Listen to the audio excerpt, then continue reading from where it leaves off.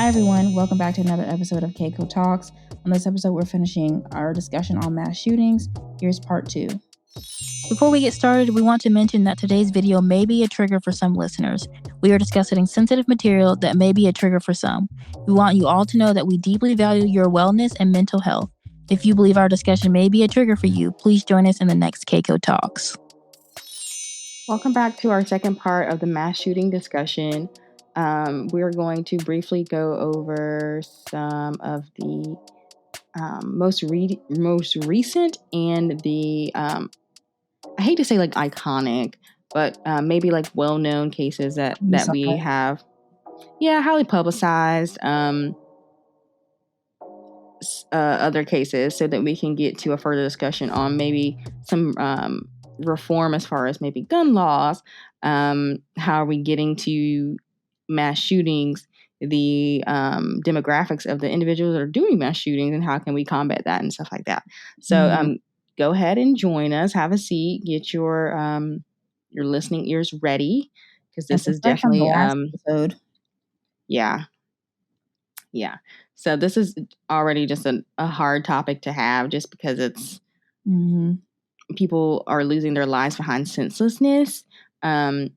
And there really should be some solutions, but there really hasn't been any solutions. And you would think that schools, church are like safe places for you and your children to go. Unfortunately, it's not. So I'm going to jump right into the 4th of July shooting that happened in Highland Park, Illinois, where a gunman opened fire at a 4th of July parade. So apparently it's suspected that he opened fire from the roof of his Uncle Dan's camper. And there are quite a bit of people that were injured. His name was Robert E. Crimo. I think that's how you say it. He's the third. And he is 21 years old. But I think it was a range of individuals that passed away. I think there was 25 people hospitalized and 25 adults, and I think 5 kids, something like that. I'm not sure on the end of the day statistics, but that's what I pulled from the article that I was reading from that specific day, where he was charged of 7 counts of first-degree murder and sentenced to he would be sentenced to a life in prison if he's convicted. So 7 individuals have since passed away. I don't see how he wouldn't be convicted. That's pretty. I imagine they would have that on tape, right? Yeah. I think there's quite a bit of evidence. So, and there's so many potential witnesses around. Oh yeah. I feel like he's already like got a death sentence, or at least for sure. Sentence. Yeah, I think it really comes down to, it's not really a matter of guilt. It's really a matter of what will he be sentenced to. Obviously, he can choose to go to court to be found guilty or not, which, in my personal opinion, doesn't really make sense, because he's probably going to be found. He's most likely going to be found guilty. I hope he also gets a federal hate crime too, which I'm not sure how they would do that, because I don't know if it was racially motivated. But I mean, targeting people in this way is ridiculous. You don't know these people, so to me, it just doesn't make sense. Anyways, there was a child. It may have been. I wonder if it was one child for like random act of violence.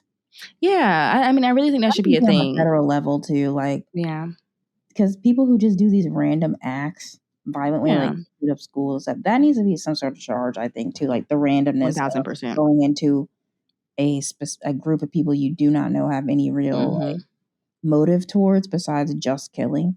I think that should be its own kind of like statute in the law. Like they should have absolutely for that crime itself. Same thing with the hate crime. And I think it automatically, regardless, because each state gets to decide whether or not they participate in the death penalty or whatever.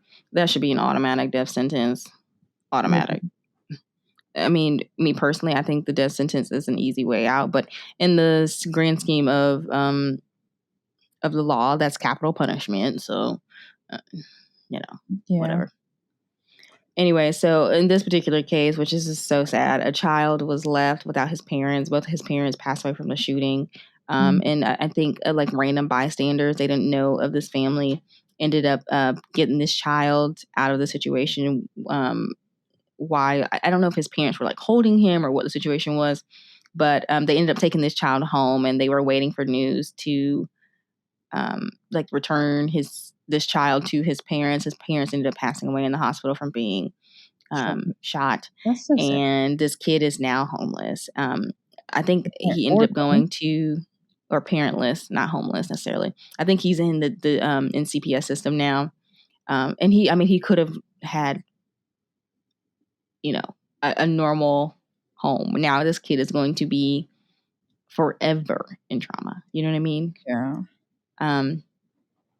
Or I won't say forever, but it's going to be a life of a lot of healing and trauma that this child has to go through. Completely. Yeah. And this is like a baby. Like, this is a child. I think it was like a 1 or 2 year old. So. Oh, man. I can imagine the chaos. You just pick up a child and be like, well, where your parents was, I'm taking you home. And I think these individuals had him for a couple days because they didn't know who to contact. They didn't know. I think they did like an interview, and they were like trying to ask him. It was a little boy, asked the little boy his name, and he just kept saying, I want mommy and daddy. I want mommy and daddy. Can you imagine what this child saw? They don't have the information to necessarily give you. Exactly. Yeah. They don't know those things. They're not even probably sure what you're asking. You're probably just speaking gibberish. Yeah. But can you imagine what that child saw? Exactly.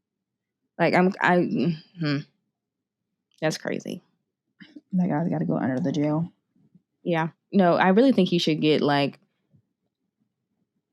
as a mass shooter, you should get what you gave. That's what I think, period. Because this is beyond senseless. Yeah. Beyond. Like, and you don't know these people. There is no purpose behind it besides your own selfishness. So, I mean, to me, the math doesn't math. So. Also, they're throwing their lives away so young. Yeah. Most of the mass shooters are not over the age of 20, even 22. 25? Yeah, usually they're not. So I'm like, do you realize how incredibly young you are? And you're like that angry and that resentful, and you're like just gonna go and kill people because of your personal problems. And this is what I don't understand about this. Like, these people have nothing to do with your problems, typically. Like, nothing.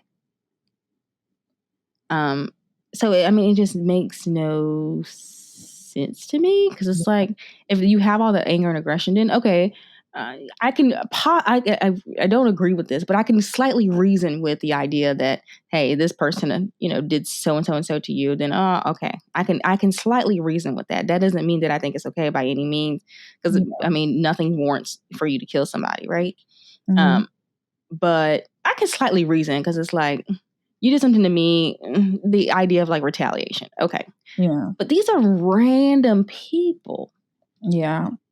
They have nothing to do with your life. They didn't cause you your trauma. But I think that they just, because it's like such misplaced trauma, such misplaced frustration, it's like everybody, they feel like the entire world is like against them, and they've like internalized it that much to the point where it does become just random people are the problem.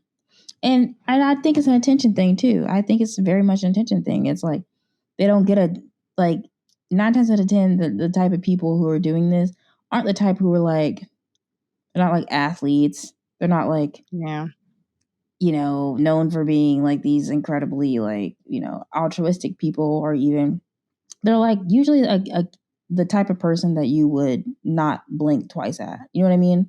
Yeah. And I think they see this as a way to get the notoriety, the attention that they never got. Mm-hmm. They feel entitled to in some way. It's just, it's interesting to me because like we were saying in the previous episode, this really is a anger male problem. It really is. Mm-hmm. And you can miss me with the, well, what about what? Because no, the people who routinely do this are men, young men. So that's a certain type of demographic. Clearly there is a problem in that community that I think people are just not willing to like address. For sure.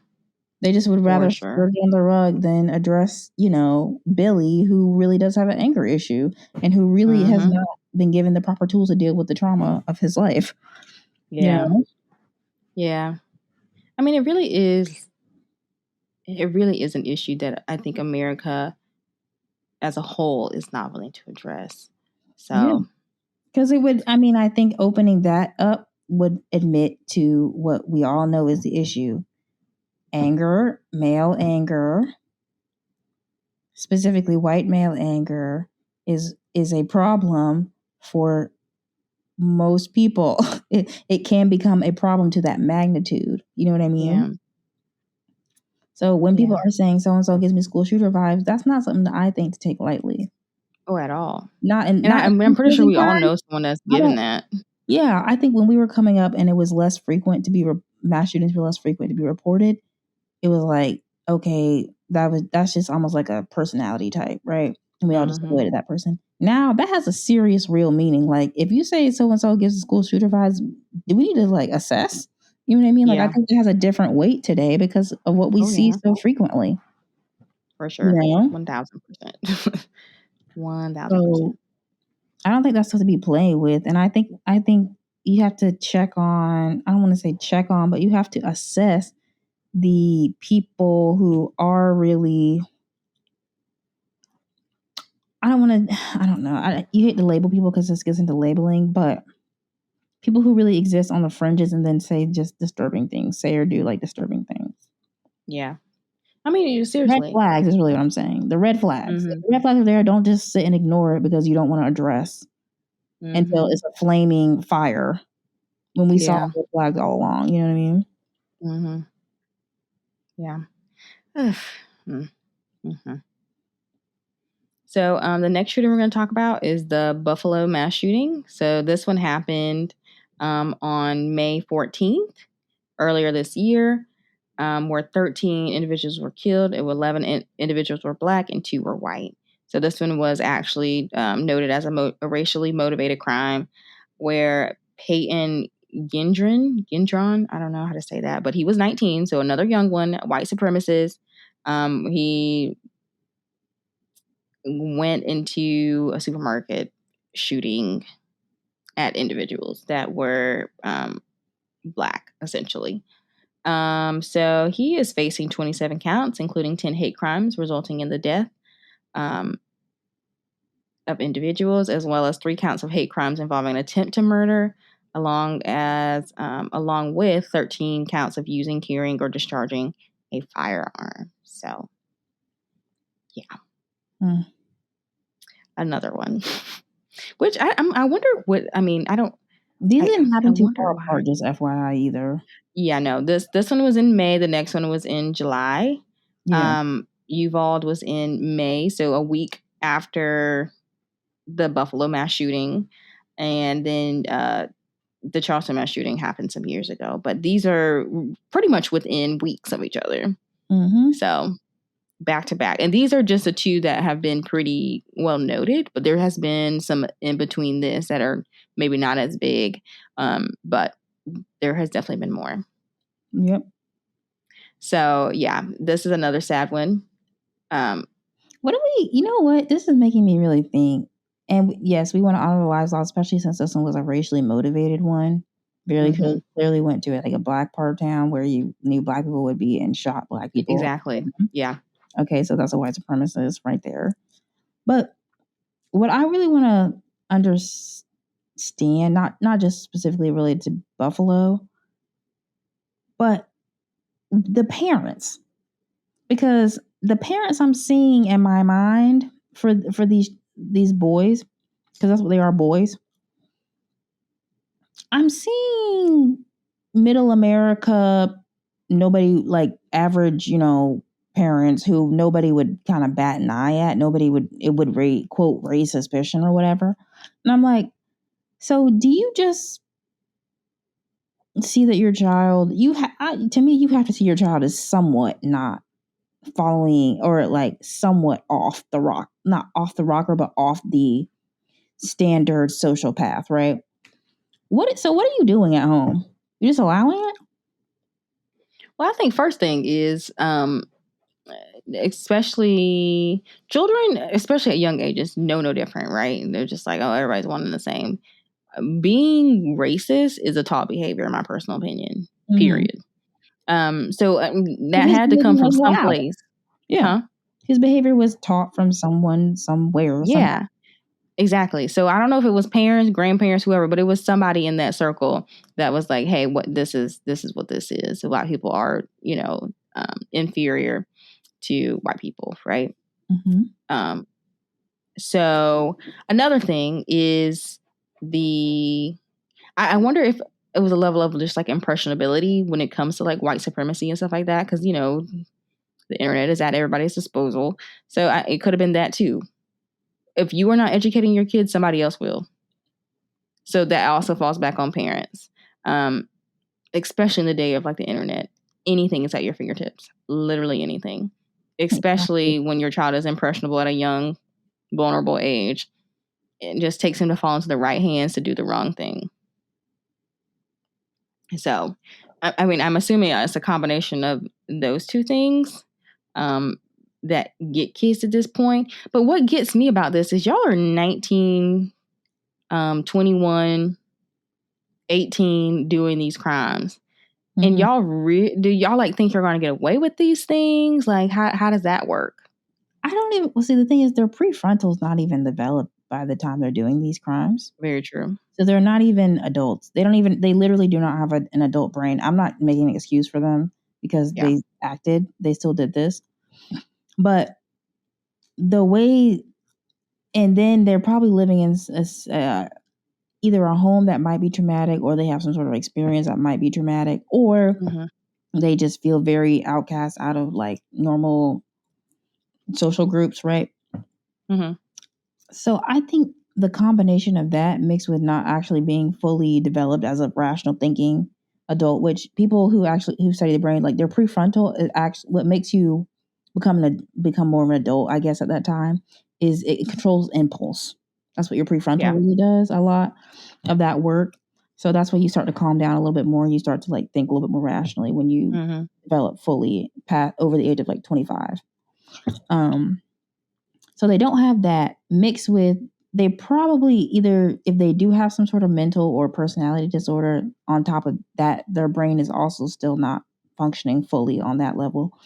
Mm-hmm. And socially, they are unable to socialize with other people. Not making excuses because they acted. But I feel like, given like the demographic, I can see how if you get into something like a white supremacist, like incel type culture, how you could just get more and more twisted into that, because you find a group of people who bond over hate. You can't bond over positive things, you bond over hate. Very true. And so then once you get to extremes of that, you get to something like white supremacy, which is bonding over hate. White supremacy is historically been something that people have bonded over hate. That's what white supremacy is. That's what the KKK is. True. The KKK is bonding over hate. Right? So, and then they dress it up as this, well, it's for the brotherhood, it's for our race, and it's blah, blah, blah. And it's like, you're bonding. If the core of your group is bonding over a dislike of something else, that's hate. Right? Yeah, that's a problem. Exactly. So I really think that that should be accounted for with these boys doing these crimes, right? Not that it excuses it. It does not excuse it at all. Because like I said, I think all the people who do these things need to go under the jail, no matter if your prefrontal was developed or not. And clearly, our legal system doesn't account for a prefrontal or not. So, you know what I mean? Mm-hmm. I just think that needs to be serious. That like culture, that type of person needs to be addressed, because this is the person who really is a domestic terrorist. That's who really is killing people. For sure. It's not, your black and brown folks in your community who are going out and doing these like heinous crimes or whatever. Okay? This is Billy and John. Your nephew. Yeah. This is who these are your cousins. And I think it's just high time the demographic continues to show itself for a reason. It's not even really an all-American type problem. It is a specific type of person. We need to address that as a specific type of person problem too, I think. You know what I mean? Mm-hmm. Because the first thing they want to throw up is like this like whole idea of like black on black crime. Yeah, because that's the first thing they want to use. Historically, and like statistics will show, people tend to harm other people within their own racial group. Okay, so black people kill black people, white people kill white people most. That's really how it usually happens, right? So there's black on black crime, white on white crime, Latino on Latino crime. That's how crime usually works, right? But we need to address this third separate category of white on everybody else crime, because that's what's happening. Okay, and that's undeniable at this point. I don't think anybody can just seriously hide behind a rock and act like it's not happening. Even if you support gun rights and all this stuff, it's still happening. This type of person is a domestic terrorist in our nation, and we need to address it as such.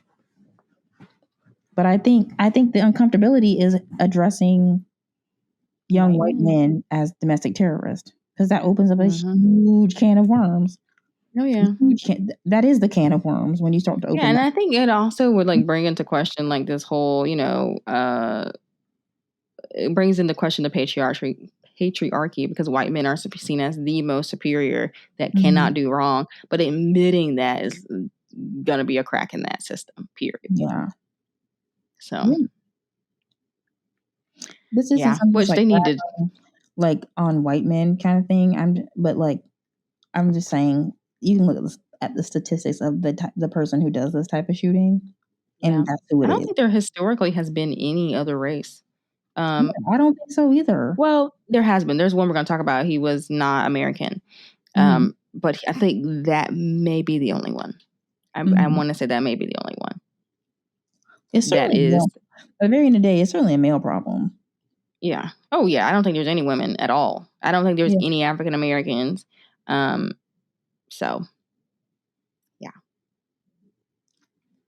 Just an update on the Buffalo mass shooting. So the store has since reopened to the public, and they kind of kept it on the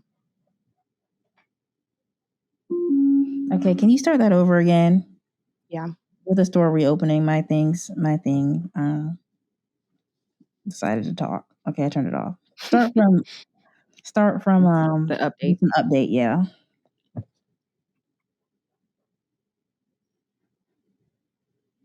So a little update on the Buffalo mass shooting. The store has since reopened, and I think it was more of like a private event. Not private, but like they just kind of gently reopened. They really didn't say much about it on July 15th. So a lot of people were pretty excited for them to open. I think they kind of, not a grand opening, but like a reopening. People were out there kind of celebrating, had signs and stuff like that. People were like pretty excited that they were able to like come back in the time frame that they were able to come back. While dealing with the issues that they were dealing with, right? So obviously some sort of like, they should get some sort of like restitution or something from the state of New York or his family or something, because I'm like, they had to shut down for weeks behind a shooting. Somebody else's decision. Yeah. I agree with that. I mean, I think even beyond restitutions for the just the store, even the people that lost their lives and stuff like that and their families, because let's be honest, a lot of people don't have these things set up because it's like, oh, it's never going to happen to me. You're kind of like that invincible type of mindset. But these things are happening more readily and more random. So you really have to have yourself together. So, to those families that maybe not, they may not have the finances to afford said things like a funeral, blah, blah, blah. The families should definitely receive some type of restitution on top of the mental health that the people now the mental health issues that people have to now deal with because they saw things they may have never thought they would be exposed to, or the trauma they now have to deal with. So the money lost from wages, like there's a lot of things that go into this that the shooter doesn't have to think about. Yeah, because I mean, is the shooter still alive? Is he in jail? Yeah, he's in jail. Yeah, it's like there's so many, like you were saying, so many things they don't have to think about that like come with going and just totally disrupting a space and disrupting a group, a community. Like, there's people's lives are forever impacted by this one incident. Yeah. It was because you were angry about what? You know what I mean?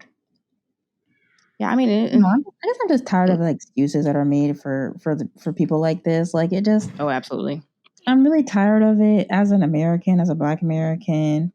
It's like, why do we always have to give excuses to those in White privileged men. positions? People who already have privilege, we have to give the excuse to.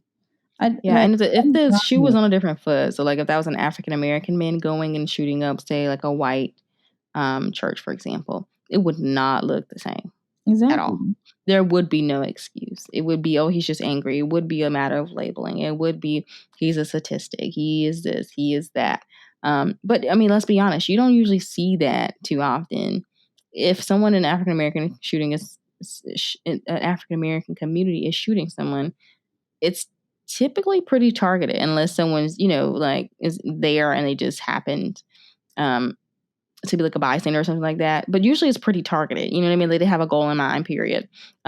Which I will say I do not condone doing any of these things. Yeah. But at the same time, there is a difference between targeting somebody and just doing random shootings. Yeah. It's interesting. I was watching some TikTok. They were like, even like gangbangers don't do this stuff.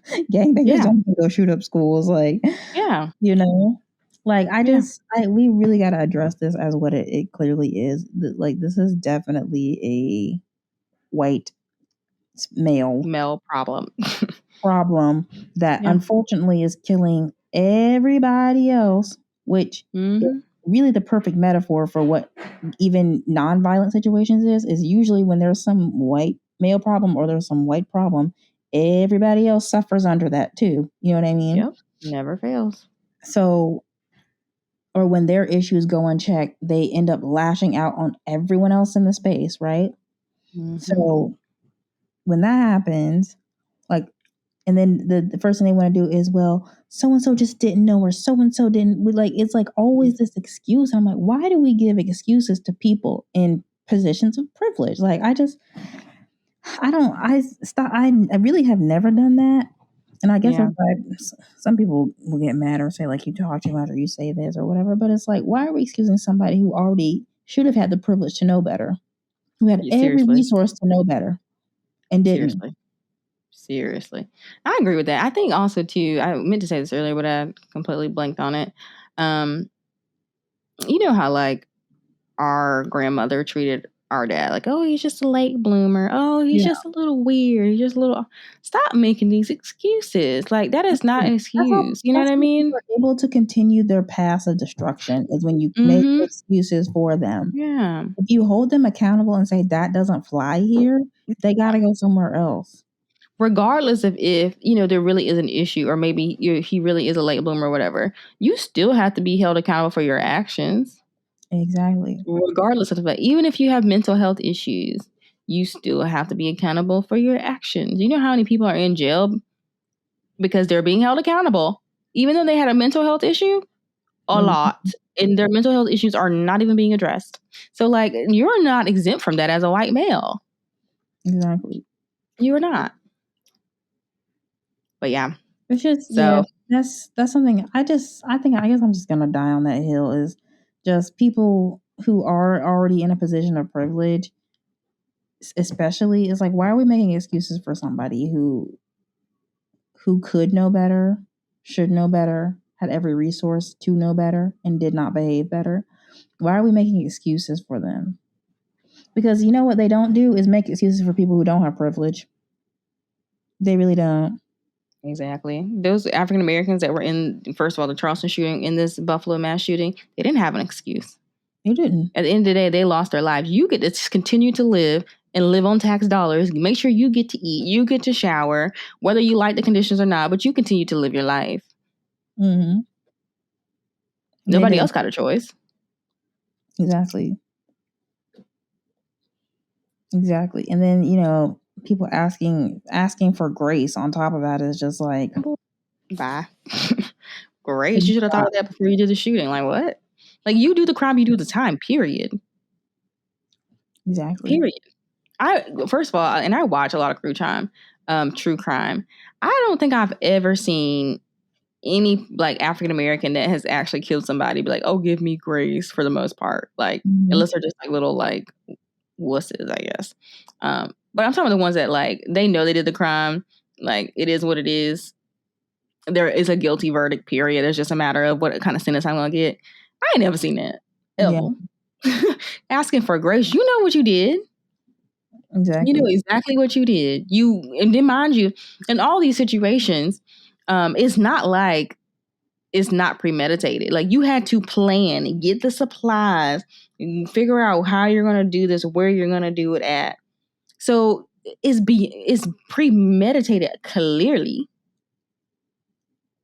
No doubt. It kills me. It's definitely a throw a rock, hide your hand type thing. Oh, yeah. Yeah. And yeah. It's really disgusting. It's disgusting.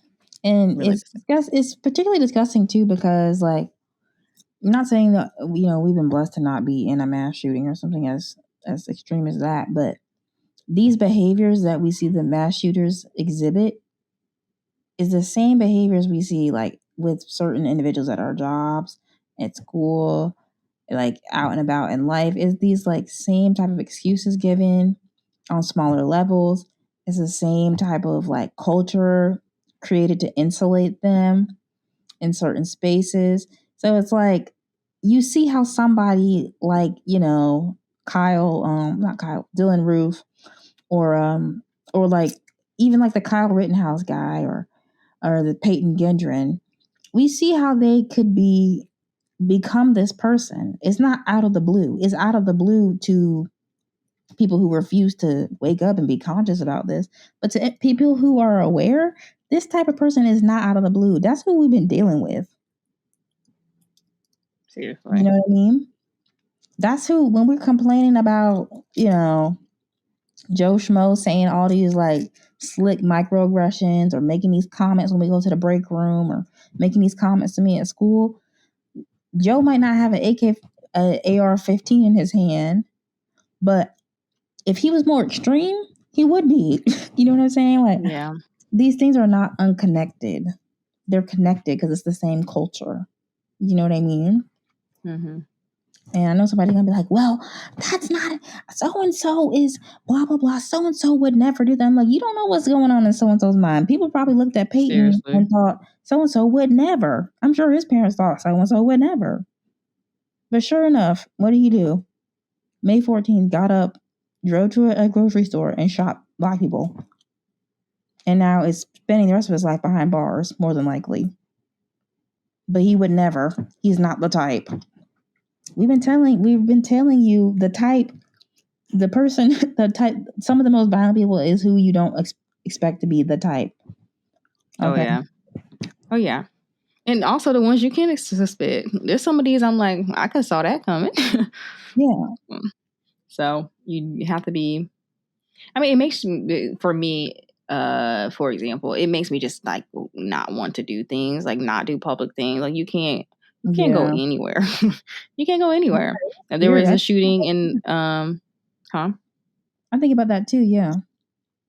Like, especially like, because I think they have like where I live, they have like a pride event. I probably would never go to that anyway, but they have a pride event. They have like little celebrations here and there. They always got something where I live now. You will not catch me going anywhere except like concerts. I would love to go to concerts. But that's not even safe. They had a shooting at a concert before, I'm sure. They've had them at freaking movie theaters, clearly at churches and schools. So you're really not safe anywhere. Parades, you really cannot go anywhere, even the grocery store. So, yeah. Well, you can go these places, but you at least me personally, I had that in the back of my mind. Like, yeah, you think where about am I it. going? How am I getting out? I know I've definitely thought somebody could just walk in here with a gun right now and shoot all of us. I've had that thought more and more increasingly when I do go into bigger public spaces.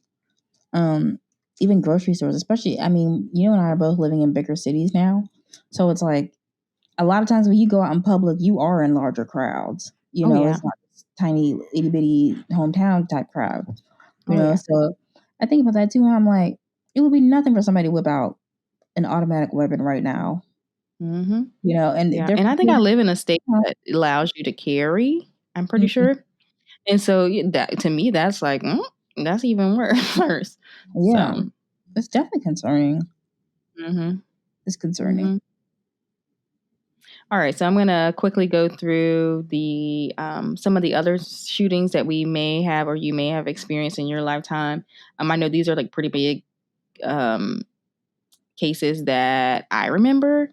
And I think some of them are currently going to trial too. So we have the Parkland, Florida shooting. This happened on February 14th in 2018 at Marjory Stoneman Douglas High School. This is the one involving Nicholas Cruz, where he attacked the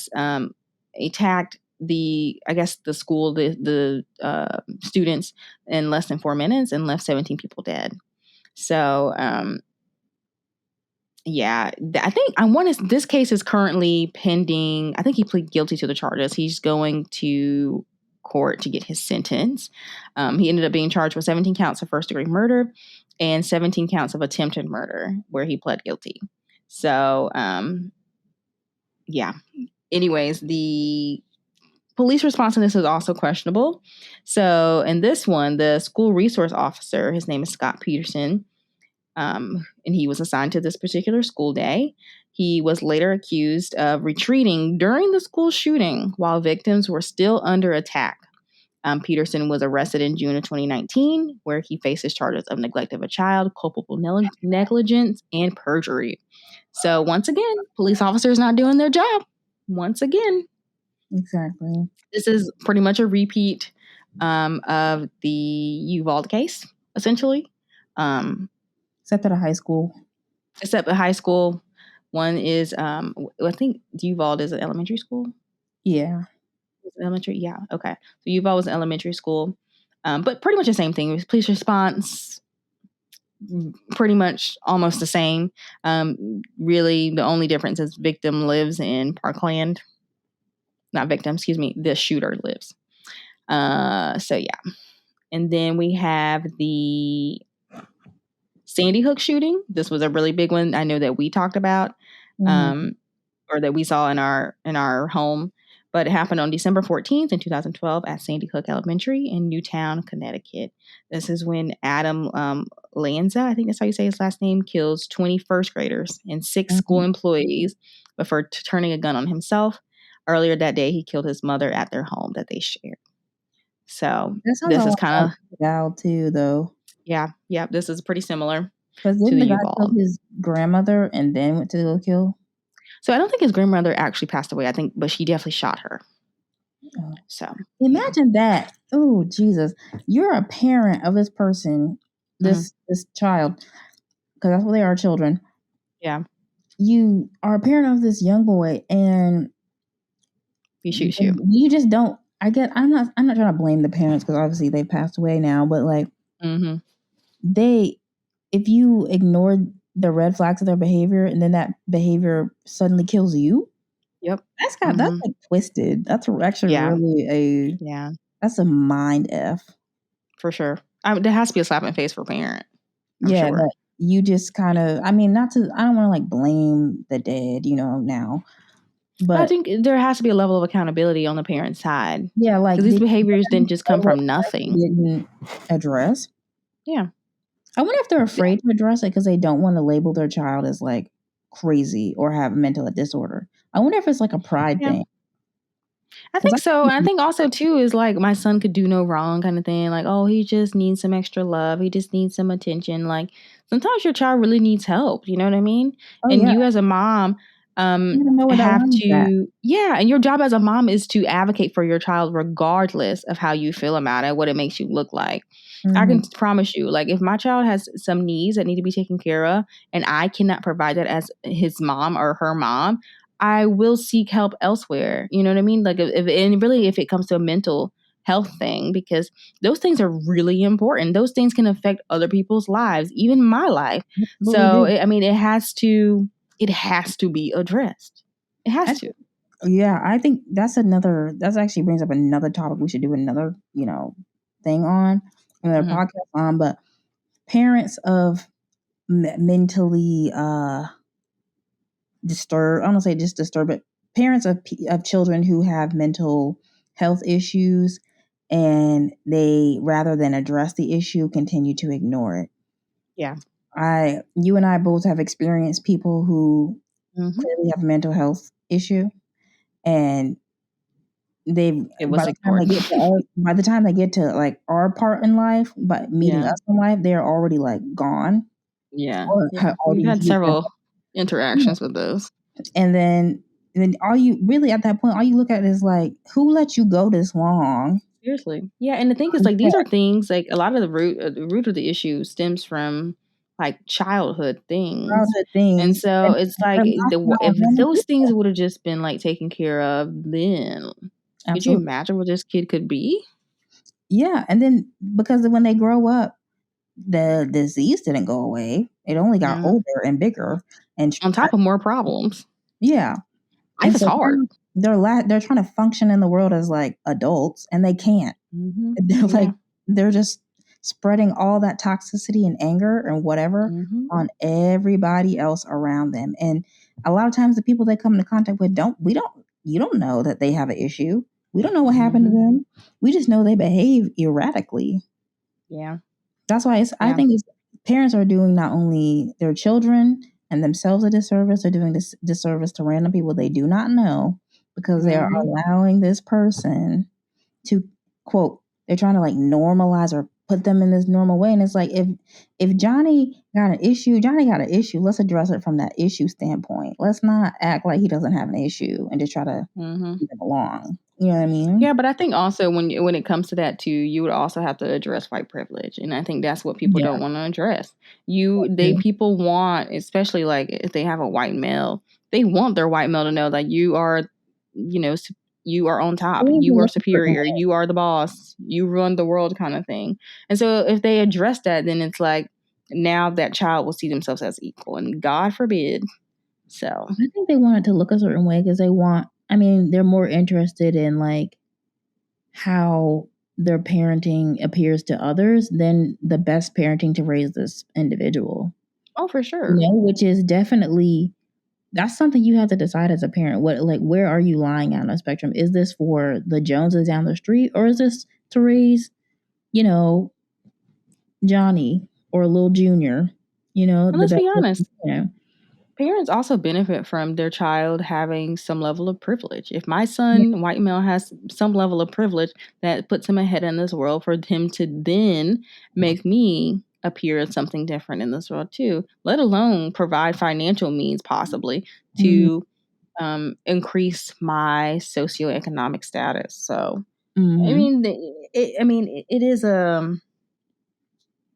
is definitely a convoluted system, I guess you can call it. But it has to be addressed. We can't keep doing this. And I think now white people, especially because typically the shooter is white, they are now seeing that, okay, this is really an issue. You know what I mean? Because I don't know. Their kids' faces, it's like, it's not even totally just racially motivated. They are at times racially motivated, but it's not always racially motivated. They're pointing guns at 6-year-olds. That's defenseless people. That's like not even really a racial issue at that point. It's like, why do you want to kill that bad?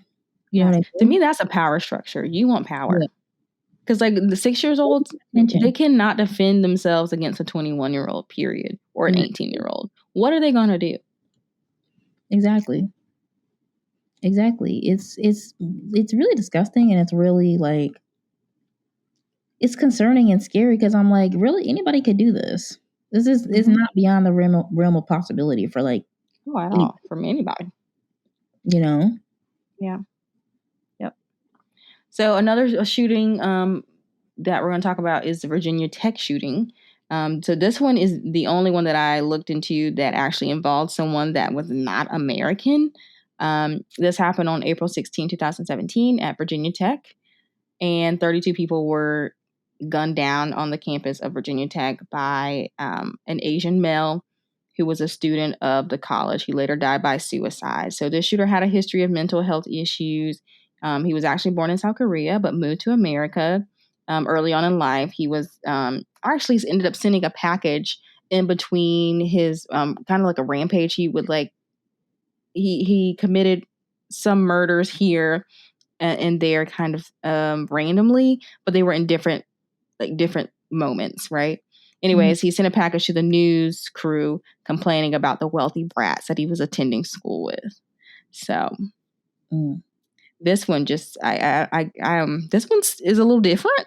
He was targeting. Yeah, this one was a little more motivated, I think, and I think it was especially the wealthy comments. I mean, yeah.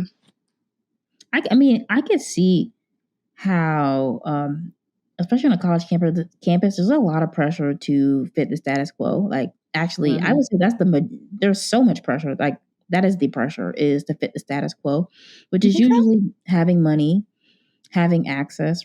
I mean, okay, well, I mean, schools like Virginia Tech and like Wake Forest, those schools, absolutely. The status quo is you meet a certain income standard, you have a certain look, you have a certain friend group, you have a certain, you're in this frat, you're in that sorority, you know, you go out this many times a week, this is the summer internship that you have, you're in this class. Like, that's like, status is a big deal on those types of private schools. Like, elite private school status is a big thing.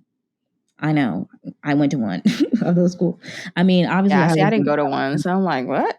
But I mean, I can see it. For different colleges, I will say. I think it's probably different for different colleges. I'm sure state schools are different, but elite private schools, status is everything. Actually, I can see that.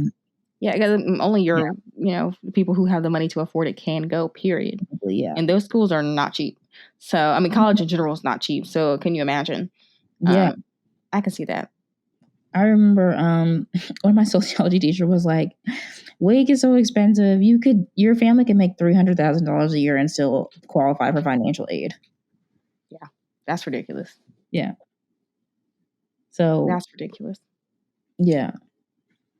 So I think, but this one's interesting just because it like it was I wouldn't even say it's a power structure, and it was motivated maybe by like wealth. Maybe. But I mean, the thing is, like, this individual outsider. Huh? Maybe he was an outsider and it felt like these wealthy brats are not accepting me. So yeah, that's possible. I can see that. And maybe that's what it was. So yeah, that one is a little oddball. Even how he did it too. It wasn't like he would like he did things in like little segments. Like he would go and, you know, kill these individuals, and then he would stop, take a break, and then come back, and then stop, take a break, go do this. So the cops didn't get him in between one of those breaks? No. So basically they didn't know who they were looking for. And they didn't issue an alert on campus to shut down campus or to alert the students that something was going on. So he was pretty much allowed free reign. So this one was that feels like the biggest cop F up, actually, because they got cited for it. They actually had to pay fines. What'd you say?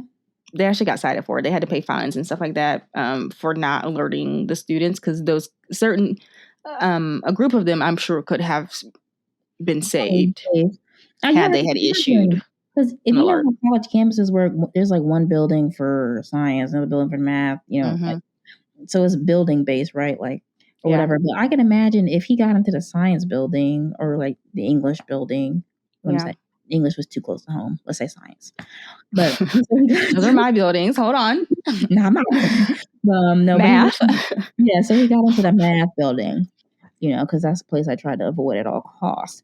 But go there. So the math building. So he got into the math building and was like downstairs and got to 2 or 3 of the classrooms, right? Like, so you just not gonna let, you know, the second floor, third floor, fifth floor, you know, whatever floor know that there was an active shooter on the first floor. Because I would be jumping out of a window. I'd be like, I gotta go. I don't care. And so they should have really like issued alert, regardless if they knew it was a student or not. Like, there is no excuse for that, which I'm glad they got cited for that. How they didn't know, though, because I'm like, how do you not know what's security inside building? Like, there's cameras in a building. If somebody was able to get the phone and be like, there's an active shooter, you should be able to pull up ASAP. Well, this is 2017, or excuse me, 2007. So this is, quite some time ago. I don't think technology was all that great. I don't even know if like technology like that was required back then. So it was a little bit of a different time. Shootings. So yeah, these are older shootings, but there's still no excuse. Nonetheless, you should have been able to alert students. I'm sure there was at least that system in place. They would have had email because like they communicated with us via email mostly. Yeah, or I think we had text messages too if there was like an emergency. Yeah, I know one time they thought while I was in school, they thought there was somebody on campus, like a suspicious person on campus, and they thought the person like had a gun, and so they alerted everyone like immediately. I remember I was actually in math class, I think.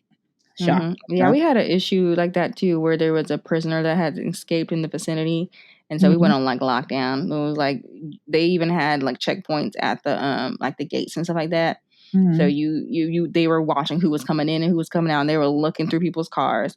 So yeah, we had an issue like that. It's a college campus. People are walking around all day, every day. Yeah. So it's really hard to know who is a threat and who's not a threat, because anybody can impose a threat on, what I mean? Like anybody. College campuses oftentimes are open to the public as well as like parks. So a lot of times they will allow the public. At least I know at Wake you could just walk onto campus. Actually, yeah, same thing as CSU. So, and there would be plenty of people who weren't necessarily students there, but were there, just walking around. So I could see how that could be a security thing.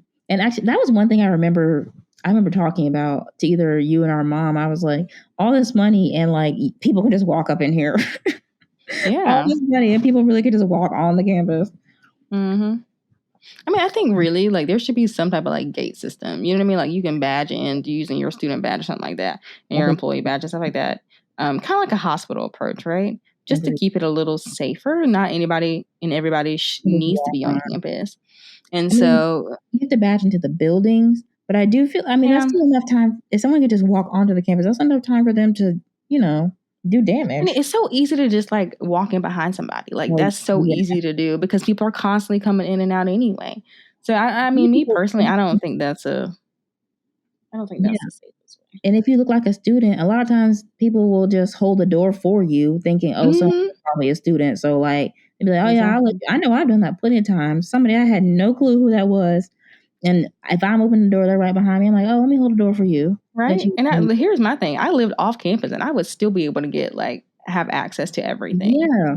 It wasn't hard whatsoever. And my thing is like, I was actually a student on campus and I had like people I knew that lived on campus. But if you know the right doors in the right areas, you know how to get on campus. It was not difficult. It was not difficult. Let me just say that.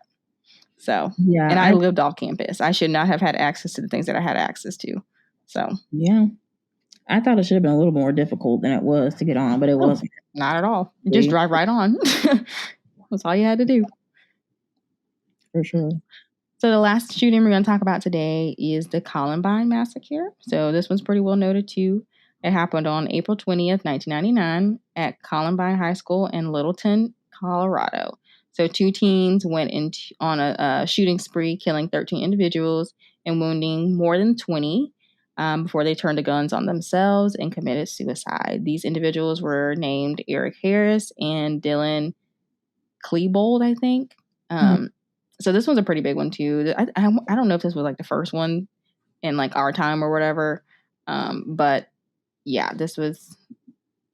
I think this is the first one that was labeled like a mass shooting. I think that's what it was. Yeah. So, and before we go into it, I want to give a moment to recognize all the lives that were lost during all of these shootings, including the ones that have lost family members, friends, in the first part of this mass shooting episode as well. So, yes, absolutely. Yeah, because that is that is not the news you want to hear on a Tuesday or whatever or whichever day. You never want to hear that news at all. Because it's such an unpreventable crime. It's just so totally unpreventable and unexpected and imaginable all at once, and like, you know what I mean? And it's like the people who have not been affected by that crime, it's like you don't know what condolences to even offer someone because it's so unimaginable. You know what I mean? Yeah.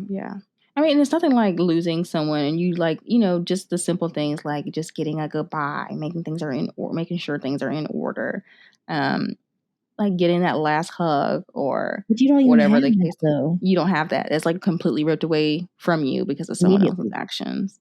Yeah. So you just don't have that, like, that closure, Mm. is what maybe you can call it. And I can't even imagine what that's like, because I haven't lost anyone particularly close to me, in an Mm. act like this or anything like that. But we did know Courtney knew someone that was involved in one of these incidents. Mm. And so, I've never personally met this individual, so it doesn't hit home for me. But nonetheless, it's still unimaginable. Yes, and what I think about with this individual is just the children this person has left behind, Mm-hmm. or like, and like just understanding that this person, their life situation was incredibly similar to the situation I what we grew up in. So I Yeah. just look at it as like that absolutely could have been us. It could Oh have been yeah. us. There was no real rhyme or reason that it wasn't us. You know what I mean? And it was like, and it's just it's devastating, obviously, for the people I do know who are affected by that. But it's like, I just think about, he like ripped away somebody so important in their lives, and for Mm-hmm. what? For Yeah. what? For Really? what? You know? Mm-hmm. So but yeah, especially want to honor like that life, because I knew that life and I knew the kind of person that life was connected to, and I know that was like a really just sweet soul from what I know about the person. You know what I mean? Yeah. Mm-hmm. And had been very kind to both me and our family. So yeah, and that's the stuff they don't think about, obviously, when they're doing this, is like the it's not just that one individual in that one event. It's so many Mm. other people who, like, you know what I mean? Even in a small Yeah. way. I'm not even going to take on the weight of what it feels like to lose someone the way that this person's children obviously have lost someone. But like, in a way, like, that's something I carry to this day. I think about that to this day, and I wasn't even absolutely directly affected in the same way. But it's like, I don't have I that's like no longer even someone that I would like be able to like incorporate in my own life. You know what I mean? Mm-hmm. So yeah, that's what I think about that. He needs to go under the, he honestly, death sentence for him. I'm gonna be perfectly honest about it. I really don't even fully advocate that all the time, as you've heard in my other podcasts where we talked about the death sentence. I think the state has some responsibility for killing people, but him, no, he needs to go. Period. Yeah. No, I Period. mean, I think all of these gotta go. And me personally, I think I wouldn't say I'm a fan of capital punishment, but I think there are situations where that is fitting, and this is one of those that I find that is fitting. Yeah. And especially because there is so much thought behind pretty much all of these. Um, I mean, there's just, the guilt is pretty much there. It's really not a matter of guilt. It's really a matter of what are you going to be sentenced to. So Exactly. I also think what's interesting is that most of these end up being suicide type situations too. Like, it seems like mm-hmm. all of the people either totally commit suicide, or they attempt to commit suicide, or they're in really trying to put themselves in a position to kill themselves somehow, some way. So these feel like I'm at my wit's end and I want to go. So I'm at the last stance. I'm taking others with me, which is for sick. sure. No, I think all of these individuals have tried to either committed suicide or they attempted to. Maybe it did not work, or that was the intent. There is usually some aspect of suicide, especially pertaining to the shooter when it comes to these. So exactly. So what do you think the issue is here? Like, what is the issue? Why are we having these mass shootings? I mean, I think the issue is multiple issues. I do think it is. I think on one level it is gun laws. But I think the other issue is, again, like I was saying, we're allowing this type of person, and we all know what this type of person is, as we had a whole discussion about earlier in this episode. We're allowing this type of person to have excuses. Yeah. We're excusing it as well. We're excusing it, and some people are flat out ignoring it and not fully addressing what the issue actually is. Because, again, like I said, if we address this issue, which it is clearly an issue, as a form of like domestic terrorism to that level, if we start addressing it on that level, we have to address so many other issues behind it.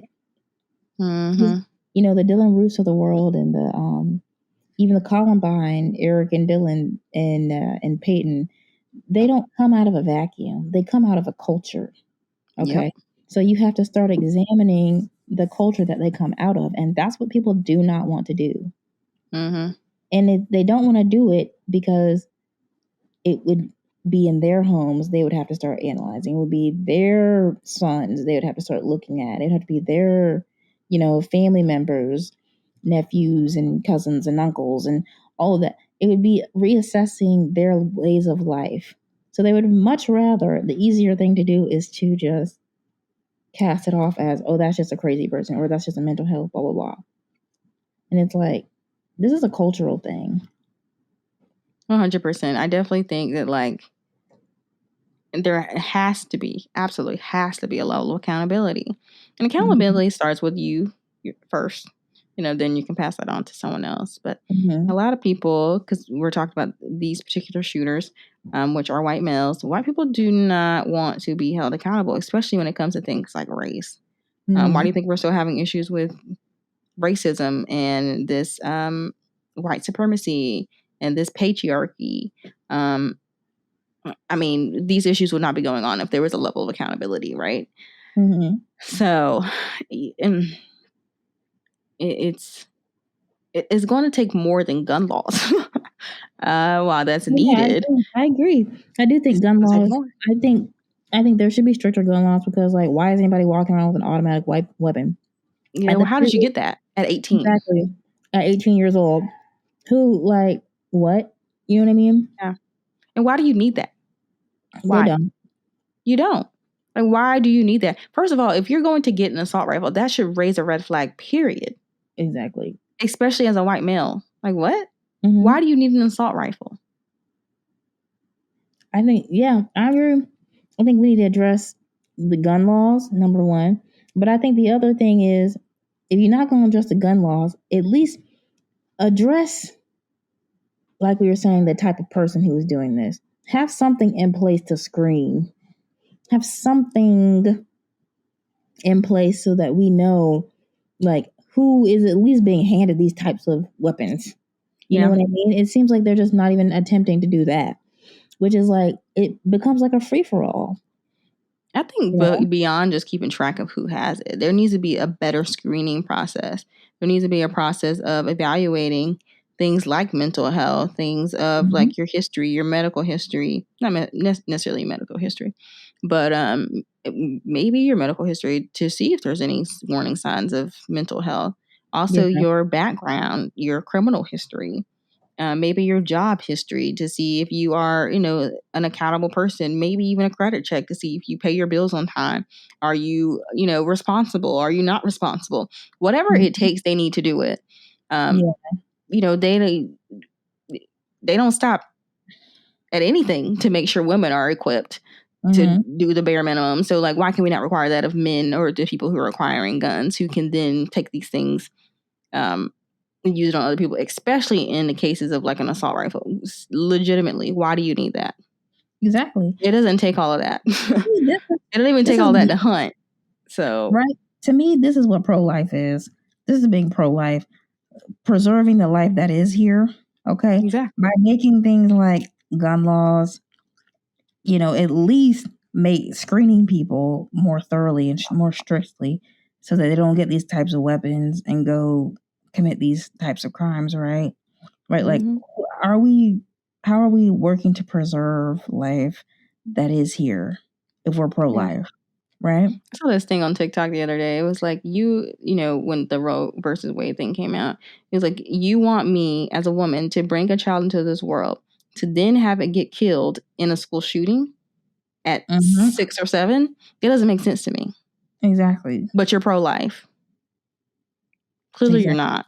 Clearly you're not. They're just pro-control. Yeah. Yeah. Control something they really have no clue about and would never experience. Right. And you know what baffles me about that? There's a lot of women that are so uneducated, like, about the body that they have used to produce children. Like, you are producing children. I will say this, Roe versus Wade, and like some of the women that have come out and spoken about Roe versus Wade have made me see how school shooters are raised, how they are brewed by their parents' ignorance. Because the things that I have seen, I'm like, you are the product, or you are creating a product called a Dylan Roof, or a Nicholas Cruz, or an Eric Harris. You have created that for sure, hands down. Because it just doesn't make sense to me. Oh, it's deeply concerning. Oh yeah, deeply concerning. Oh yeah. One thing I do think I kind of came up with this years ago. This was after some school shooting. I lose track, but I was in later college, probably junior or senior year. And I was telling my friend Shelby, shout out to Shelby. I was telling her, I was like, I think something that we should like do for school shooters is like, obviously we don't want to label kids coming up. But if there was some sort of screening in schools, because most children, attend schools, right?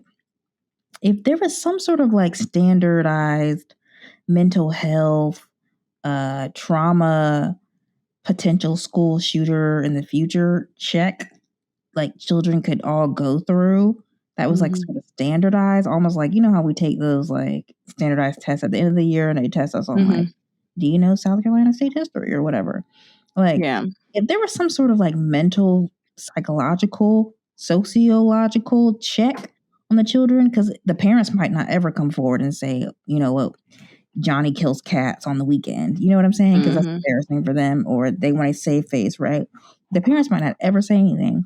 But if we notice that Johnny really can't focus in school, or all of Johnny's comments are pretty derogatory or disturbing and demented, if we notice these things, I think there should be some sort of standardized test to like alert. And I'm not saying we got to label. Yeah. Because you don't want to get into the labeling thing.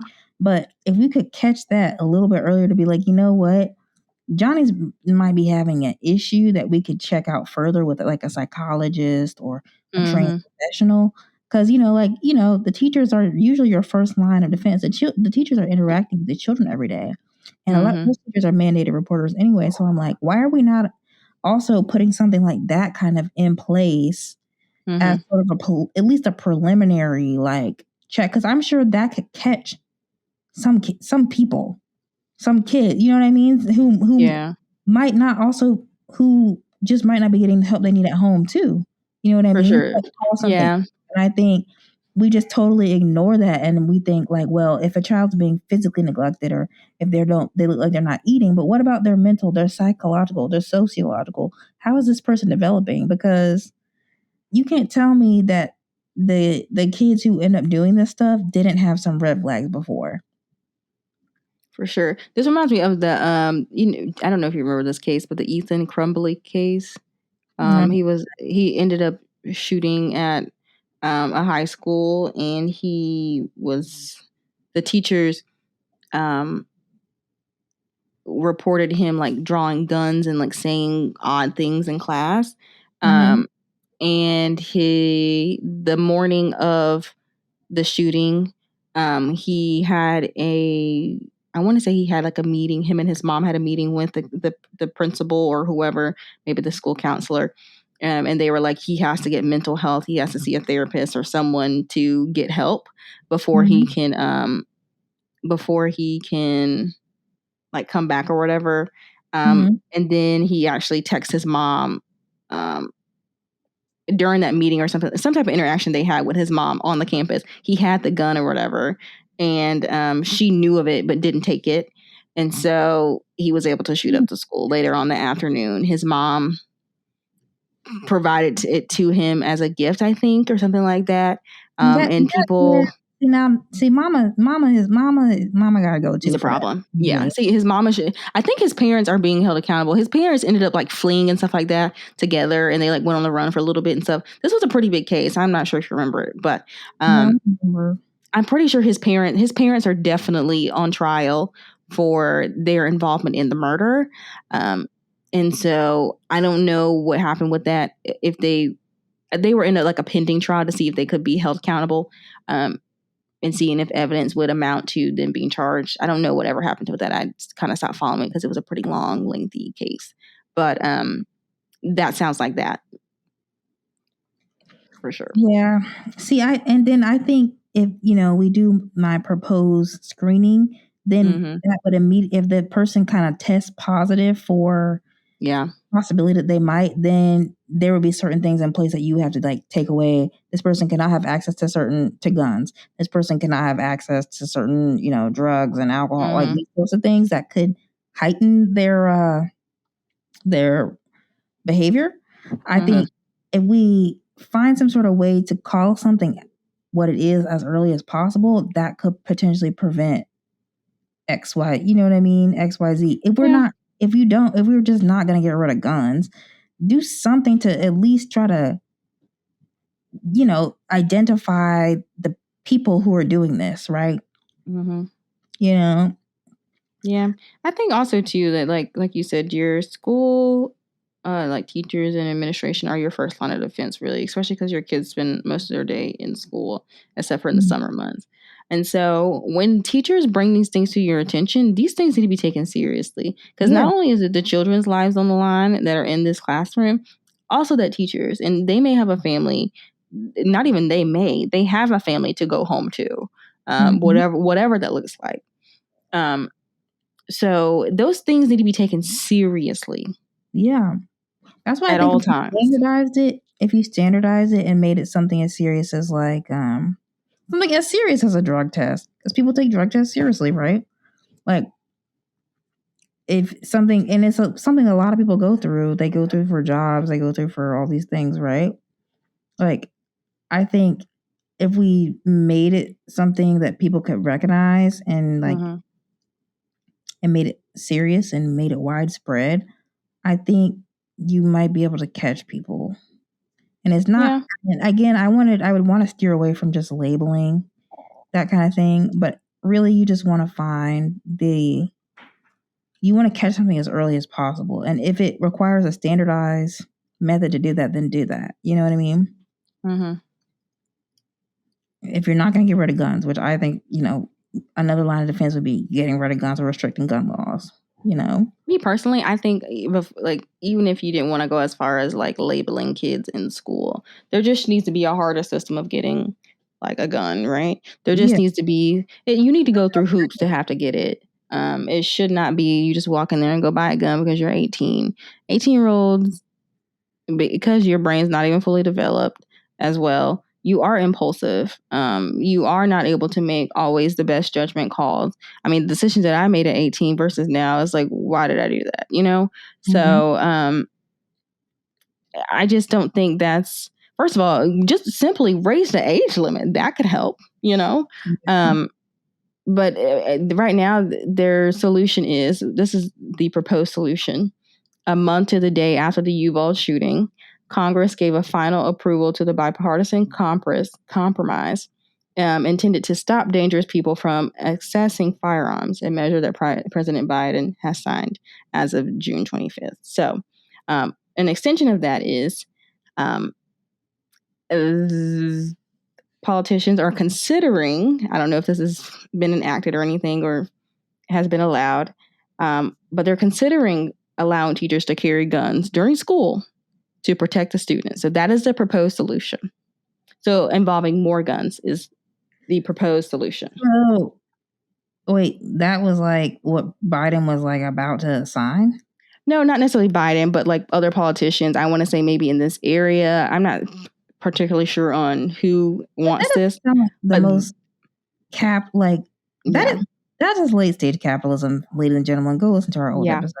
This is late stage capitalism. The absurdity of allowing a civil servant, a teacher is like what, roughly our age, 25. Usually this is young women, right? Most of the time that's who are teachers.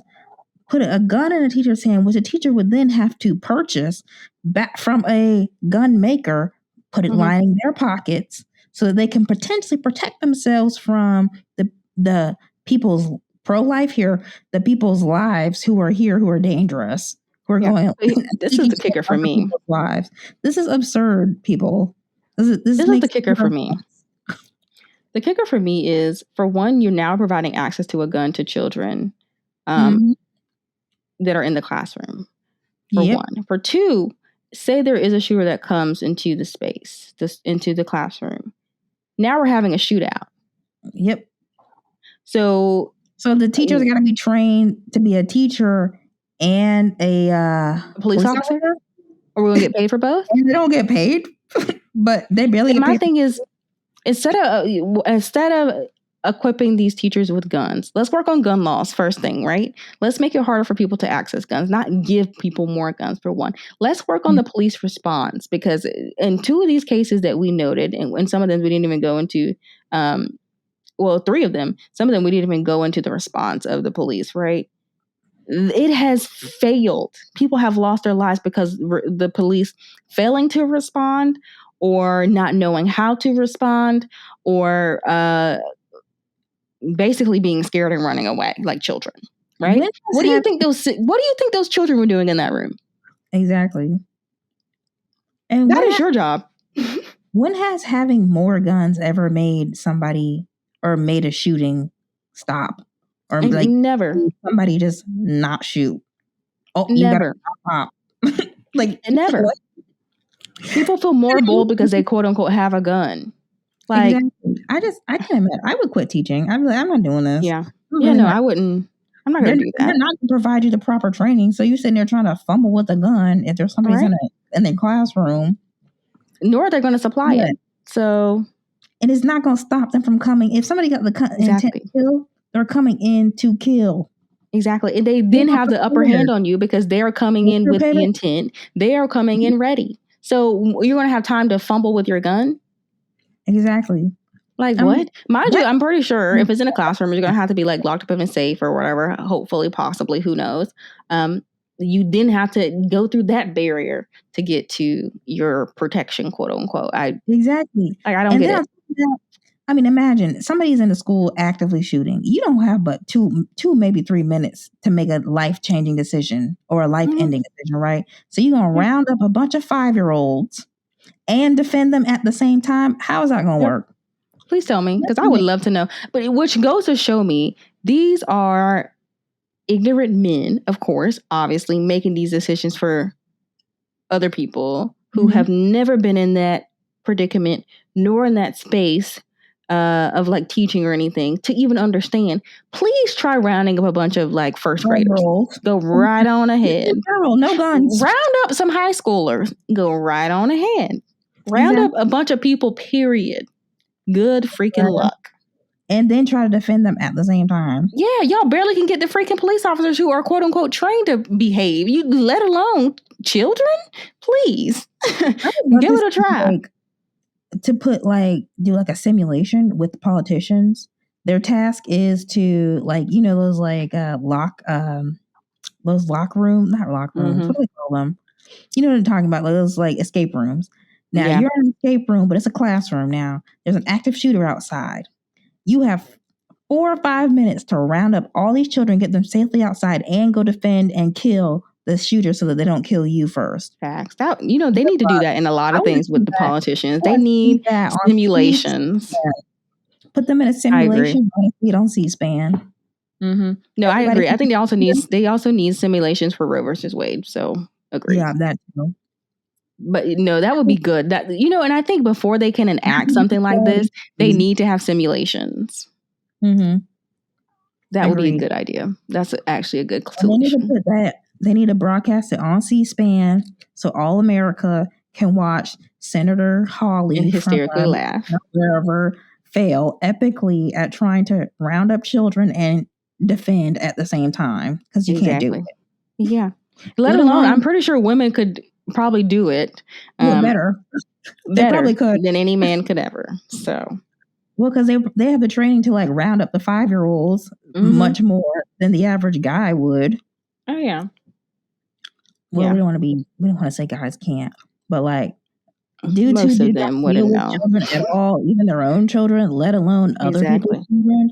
I would trust Sarah, who's been a teacher for 2 years, to get the kids in order quickly. Absolutely, any day. And even if she hadn't been a teacher, I would trust any woman before I trust any man. No offense. And there's some really good, like, active male parents, right? Yeah. Who can probably wear, but 9 times out of 10, I'm going to go ahead and say probably can't. Those kids will be dead. Yeah. Dead. I mean, I know for my male parental unit, could never. We would have died. Never. We literally would have dead. And I'm pretty sure he would have saved himself first. So there's that. So exactly. I just think, and then the type of male who was up in Congress, them trying to round up children, half of them they're old, decrepit. That's what I'm like. Half of y'all need the kids to lead you out the door. Facts. Y'all need their help to stand up. Run to go save them. Like, everything about this is wrong, because you're putting the responsibility of their own life back on teachers, women and children. Back on teachers, never fails. And back on teachers, but then specifically women and children, right? Because this is usually who this comes down to, is women and children, rather than hold who is doing this, the boy, this male, accountable. And like, why not making it challenging for him versus supplying guns? You know what I mean? Like, I just don't understand this train of thought. Instead, you continue to give him that access. You know what I mean? You continue to give the shooter access, not taking away any of his rights or anything like that. But now you're adding another duty to the teacher who already has a bunch of duties and does not get paid for the duty that they already do. Exactly. Now you want me to fight crime? Absolutely. I'm no police officer. School supplies. Mind you, that's a police officer's job. I don't understand that. That is your job as a police officer. Exactly. And that's why we have resource officers on duty, not for y'all to run away. I'm like, this is like, what kind of effed up world are we living in? Like, all I can think is they want to keep these guns and push more guns into people's hands for like the NRA and for these companies who make guns. Because that's the only way you could come up with that kind of statement, is you want more guns in people's hands. Maybe it was the NRA that said that. I don't know who said it specifically, but I saw it and I was like, this is crazy to me. That's hilarious. Ridiculous. Yeah. Yeah. Absolutely ridiculous. Yep. I'm like, whoever came up with that, I'm like, you couldn't have been, do you remember what school was like? I know you have reached far back into the recesses of your memory. But I think as a white man, you have the privilege. So like, school may have not been as bad. You know what? No, you know what? I know they know what this is like, because the January 6th insurrection, they hauled ass out of that building. Very true. Very true. Valid exactly what it feels like to have an intruder and to have to run for your life and to hide under a desk. You know what that feels like. Facts. No, you just don't care, which is a problem. Facts. Which is so odd to me. Like, it's okay for you to like run and hide for your life, but when it comes to somebody else's, let me give the teacher some guns. Like, no. You guys were able to, at some point get to some level of safety. They were and spare your life, Exactly. But those kids are not equipped with the same things you are. So you're providing this teacher a gun to do that for 20 kids in a classroom. Mind you, these teachers are already overworked, underpaid. Their classrooms are probably over numbers, You're doing too much. You're just doing too much. And mind you, that's not her job. That's you as a police officer who gets paid to do all this training. If I was a teacher, and Mom tried to be a teacher one time. Mass shootings had already been going on, but I was like, no. But like, I would walk out that day. The day they were like requiring us to have guns, I gotta go. Seriously. I'm not doing this. I'm really not doing this because it's not even about the kids anymore at this point. Like, but yeah, I just find it ironic because I'm like, none of y'all stayed and fought the bad guys at the insurrection. Not one of y'all stayed right to fight the bad guys, right? But this is all what you y'all ran. A 25, 26-year-old teacher do? Fight the bad guys? Mm-hmm. Okay. Next time they're gonna give the kids guns to fight. Like what? Right?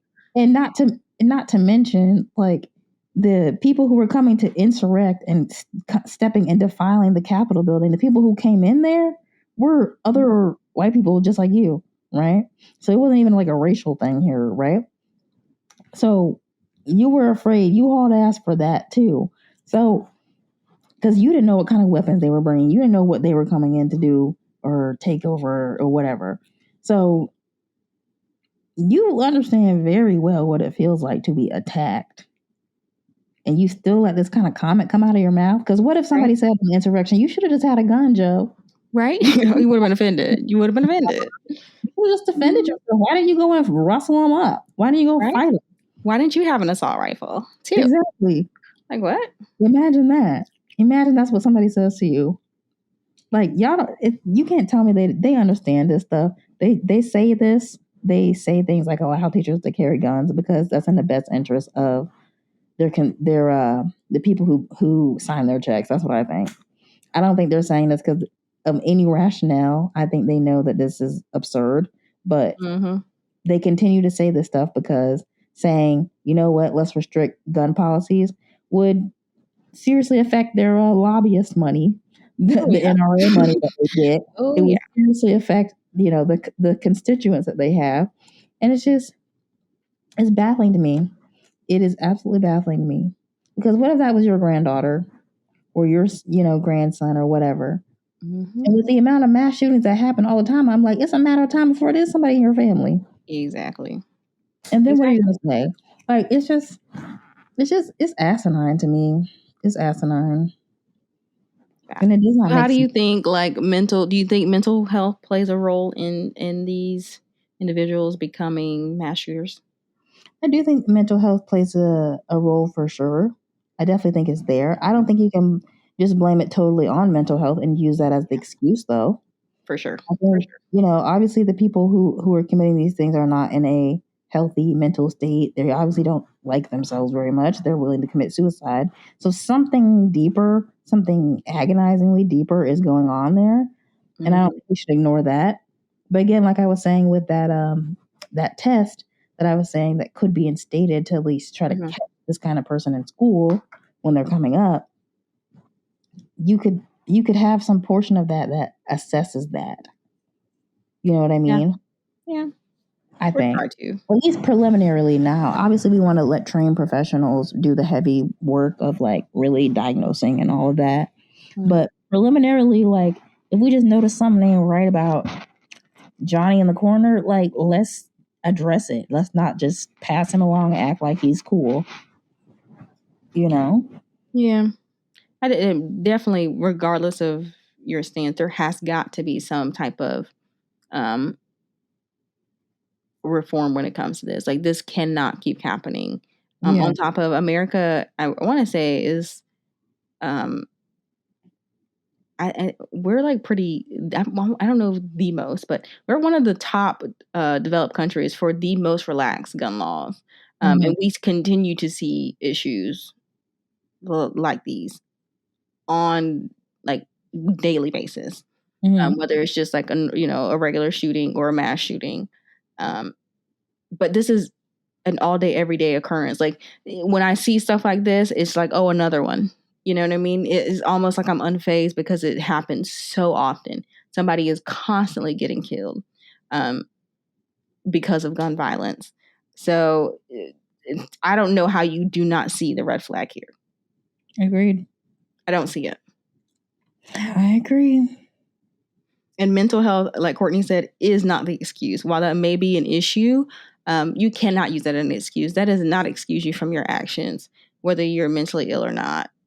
I just, no, I can't see that. Which I think there's two individuals that they're trying to pull mental health stuff into Dylan Roof's case, and he's trying to get his sentence overturned because he had mental health issues when he committed this crime. But the Supreme Court basically were like, no. That's not going to cut it, buddy. You pled guilty and you premeditated said murder.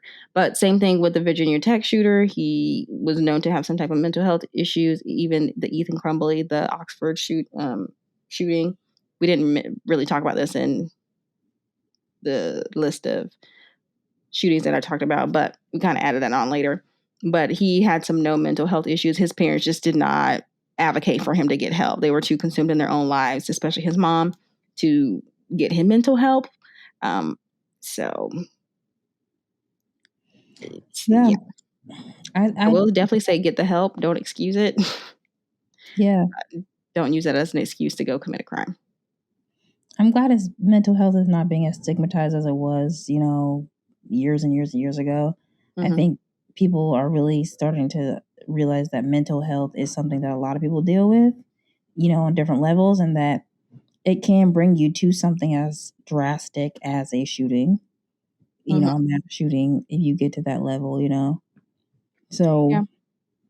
I'm glad we're really just starting to have at least talk about it publicly and stop shaming it as much. It's like we can, when we call these things what they are and address it as an issue and leave it, and don't stigmatize it, then it's like you can really handle and prevent catastrophes like this. Easier to address. Absolutely. But you gotta call it a thing a thing. Just assume that it's gonna take care of itself or something. Yeah. So, but yeah, that's the second part of our discussion on mass shootings. We hope you guys reconsidered some things, maybe learned some things, or connected some things. Again, we want to just always pay tribute to the lives who were lost, and remember those lives that were lost in any of the mass shootings that we discussed in this episode, because really those lives should still be here today. But there are angels watching over us all now, praying for us, because they're in a safer place actually. Seriously. But seriously. But yeah, so we want to definitely make sure we are paying tribute to those lives that were lost, for sure. Yeah, thank you guys for giving this episode a listen. We hope that you guys learned something. And we hope that this was educational, and that this hopefully sparks a conversation in your household, to get your opinion and takes and maybe your ideas of what reform looks like in terms of mass shootings, whether that's gun laws, access to guns, whatever the case may be, because there definitely needs to be something done. So we hope that you guys enjoyed this episode, and we want to give our condolences to the friends and family that have lost anyone in the mass shootings that we specifically talked about, let alone any mass shootings that have happened ever. So thanks for watching, guys. We hope to see you in the next one. Bye, guys. Bye. Before we end this episode, we wanted to take some time to remind our listeners, if you or someone you know are struggling with mental or emotional health, or any of the issues we discussed in our podcast, you are not alone. There are resources to help. In the podcast descriptions, we've listed contact information for 3 resources we suggest for crisis situations. You can reach out to the Substance Abuse and Mental Health Services Administration, the National Alliance on Mental Illness, or the National Suicide Prevention Hotline.